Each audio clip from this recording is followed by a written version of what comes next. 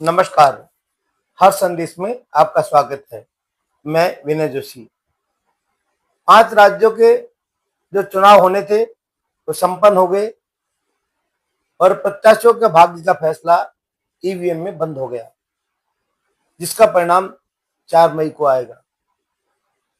सबसे ज्यादा चर्चा का विषय रहा पश्चिम बंगाल।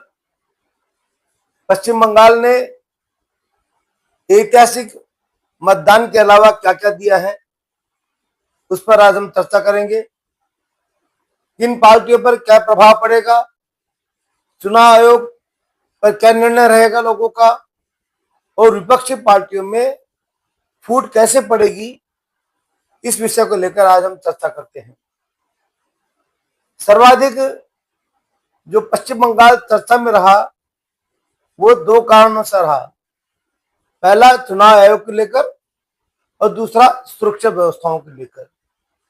चुनाव आयोग को लेकर ममता बनर्जी ने एसआईआर का विरोध से लेकर चुनाव आयोग के विरोध से लेकर सुप्रीम कोर्ट तक पहुंच गई और सुप्रीम कोर्ट ने इसमें अपनी दखलंदाजी दी। भारत के इतिहास में पहली बार ऐसा हुआ है किसी भी राज्य के विधानसभा के चुनाव में सुप्रीम कोर्ट को इतना बड़ा हस्तक्षेप करना पड़ा हो।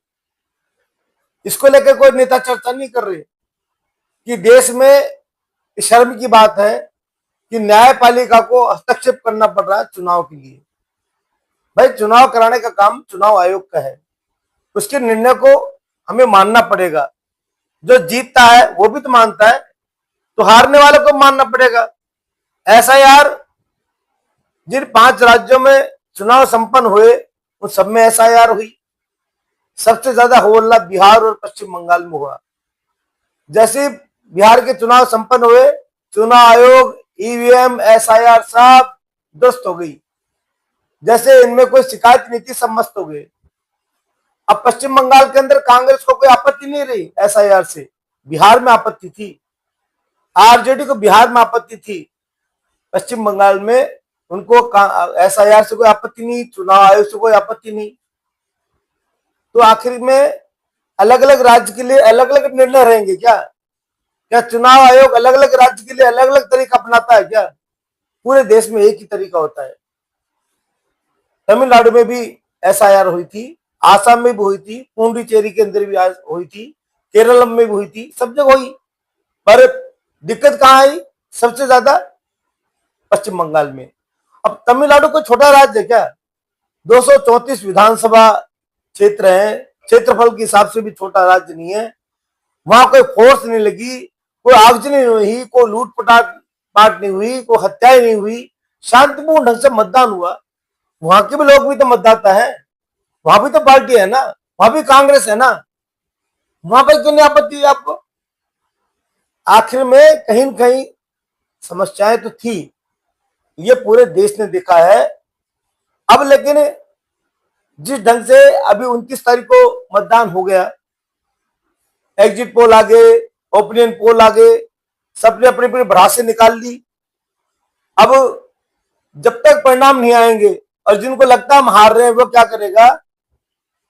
ईवीएम को गाली देगा, चुनाव आयोग को गाली देगा, भारत सरकार को गाली देगा। लेकिन मैं आप ये बात कह रहा हूं, इस पश्चिम बंगाल के चुनाव ने देश को एक नई दिशा दी है, देश की चुनाव प्रणाली को एक नई दिशा दी है, एक नई परंपरा दी है। और उन राज्यों को याद रखना चाहिए, उन पार्टियों को याद रखना चाहिए जो गुंडागिर्दी करके राजनीति करती है। उनके लिए अभी सबक हो गई, ये नजीर बन गई। पहला बात तो ये रहेगी, अब जब भी पश्चिम बंगाल में विधानसभा चुनाव होंगे तो इसी तरह की सुरक्षा व्यवस्थाएं रहेगी। ऐसे ही अजय पाल शर्मा जैसे अधिकारी लगेंगे वहां, क्योंकि हमारे वहां के पश्चिम बंगाल के लोगों ने सिद्ध कर दिया इसके बिना हम काबू में नहीं आएंगे। अब कोई हत्या क्यों नहीं हुई, अब आगजनी क्यों नहीं हुई, अब गोलियां क्यों नहीं चली, तलवार क्यों नहीं चली? अब क्या हो गया? हम प्यार की भाषा नहीं समझते। एक बार जो परंपरा बनती है चुनाव आयोग की तरफ से, वो अब स्थायी होती है। अब पश्चिम बंगाल में जो भी चुनाव होगा वो यही परंपरा अपनाई जाएगी। और जहां पर भी गड़बड़ी करते हैं, जहां बूथों पर कब्जा किया जाता है वहां पर भी यही सिस्टम लागू होगा। एक बात तो ये, अब पश्चिम बंगाल के चुनाव के बाद में एसआईआर का मुद्दा खत्म हो जाएगा देश में से। अब चुनाव आयोग कहीं पर भी एसआईआर कराओ, अब किसी को कोई आपत्ति नहीं होगी। क्यों? अगर एसआईआर हुई है सही, तभी तो वोटिंग परसेंट बढ़ा है। इसके मतलब एसआईआर बिल्कुल सही हुई थी। फर्जी नाम हटे। अब तो सब डिबेटों में कह रहे हैं ना, सारी पार्टियों के नेता कह रहे हैं। अब तो ये नहीं कह रहे कि जिनको वोट डालना था उनका नाम काट दिए, इसलिए वोटिंग परसेंटेज बढ़ गई। अरे भैया, जो फर्जी नाम थे वो हट गए और जो थे मौजूद वो वोट डाल रहे हैं, इसलिए प्रतिशत हाई जा रहा है। तो अब चुनाव आयोग के जो एसआईआर का काम था उस पर सभी आम जनता ने मोहर लगा दी कि नेताओं आप झूठ बोलते हो, हम आपके बरगलाने से ब्राह्मण नहीं फैलते। और ये सिद्ध कर दिया भारत का लोकतंत्र बहुत मजबूत है। नेताओं पर, नेताओं के प्रति लोगों में धीरे धीरे विश्वास खत्म होता जा रहा है। जो इन्होंने झूठ की राजनीति चलाई, नेगेटिव की राजनीति चलाई, वो धीरे धीरे खत्म हो गई।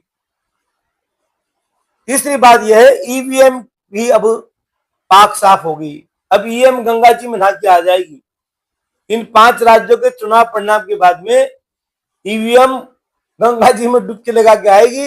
अब किसी भी नेताओं को ईवीएम से कोई आपत्ति नहीं होने वाली। तो ये लोकतंत्र के लिए बहुत अच्छी बात है। ये बात भी सही है कि अभी इस पश्चिम बंगाल के चुनाव ने इंडिया गठबंधन के लिए भयंकर समस्या दे दी, इनके लिए आफत ला के खड़ी कर दी। कांग्रेस के पश्चिम बंगाल में चुनाव करने के लिए किसी भी इंडिया गठबंधन के घटक दल ने, एक भी पार्टी ने कांग्रेस के समर्थक में पश्चिम बंगाल में प्रचार नहीं किया। क्यों नहीं प्रचार किया भाई? आपके पास में 22-23 पार्टियां हैं, इंडिया गठबंधन आपका बना हुआ है, तो आप कांग्रेस के खिलाफ पास साथ में, कांग्रेस के खिलाफ तो सारी पार्टियां चलेगी प्रचार करने। ममता बनर्जी के पक्ष में सब पार्टियों ने प्रचार किया, कांग्रेस के पक्ष में प्रचार क्यों नहीं किया? इसके मतलब ये है, ये मौसमी ही गठबंधन है। हमारा फायदा बनेगा जब हम गठबंधन करेंगे, हमारा फायदा नहीं बनेगा हम खिलाफ में चुनाव लड़ेंगे, चाहे कोई सा भी राज्य और कोई सी भी पार्टी हो। कांग्रेस को सबसे बड़ी समस्या तो ये हो रही है कि ममता बनर्जी अगर चुनाव जीत गई तो इंडिया गठबंधन की चेयरमैन ममता बनर्जी बन जाएगी। इसलिए रोज पता से चढ़ा रहे, सामान्य बोल रहे मन में, हे भगवान ममता बनर्जी चुनाव हार जाए, चाहे हम हार जाए कोई बात नहीं, हम तो हारेंगे, हम तो डूबेंगे सनम, तुम्हें भी ले डूबेंगे। हमने तो कांग्रेस के तो विचार है, हमने तो किया ही अब तक ये है। जो जो कांग्रेस के साथ लगा सबका बंटा ढाल हुआ है, सब साफ हो गया है। तो मुझे लगता है अब इस 5 चुनाव राज्यों के चुनाव परिणाम आने के बाद में सब इस कांग्रेस के हाथ जुड़ेंगे, इसको टाटा बाय बोलेंगे, क्योंकि इसके साथ जो भी पार्टी लगी वो सब गर्त में चली गई। और फायदा किसको मिला? कांग्रेस को। और जो कांग्रेस से दूर रही उन सबको फायदा मिला, वहां नुकसान हुआ केवल कांग्रेस को। तो ये पार्टियों को समझ में आ गया कि हमें अब कांग्रेस से साथ रहने से कोई फायदा मिलने वाला नहीं है।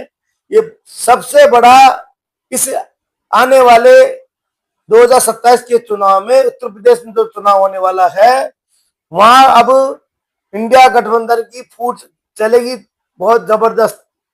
क्योंकि ना तो समाजवादी पार्टी कांग्रेस से गठबंधन करने वाली, ना बहुजन समाजवादी पार्टी करने वाली।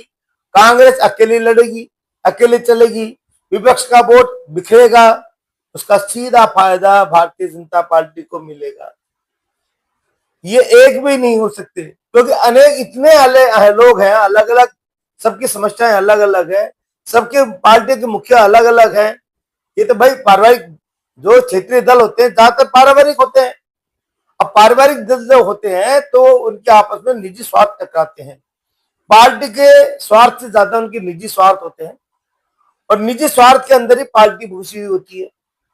तो इसलिए जब उनका निजी स्वार्थ होता है तो फिर वो किसी से उनका तालमेल नहीं बैठता। तो इंडिया गठबंधन का 4 मई के बाद में बिखरने का बिल्कुल बजने वाला है।